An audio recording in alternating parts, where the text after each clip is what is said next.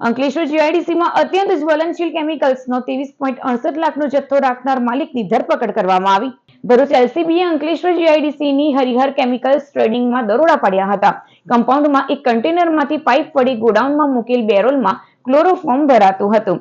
ગોડાઉનમાં પોલીસની વધુ તપાસમાં 125 બેરલોમાં ભરેલ અત્યંત જ્વલનશીલ બેન્ઝાઇલીડ હાઇડ અને EDC ઇથિનિલ ડાઇક્લોરાઇડ કેમિકલનો 27,500 લીટરનો જથ્થો મળી આવ્યો હતો। સ્થળ પર હાજર કંપની માલિક કિશોર ઉર્ફે અલ્પેશ પટેલ 8 વર્ષથી આ ગેરકાયદે જોખમી વેપલો વગર લાયસન્સે કરી રહ્યો હોવાની વિગતો પોલીસ તપાસમાં બહાર આવી હતી, જેમાં આ કેમિકલ રાયગઢ અને સાયખાની કસ્તુરી એરોમેટિકમાંથી ખરીદ્યું હોવાની કબૂલાત કરી હતી।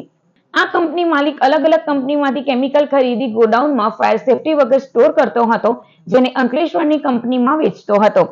એલસીબીએ કંપની માલિકની ધરપકડ કરવા સાથે 23.68 લાખની કિંમતના અત્યંત જ્વલનશીલ 2 કેમિકલ કબજે લીધા હતા।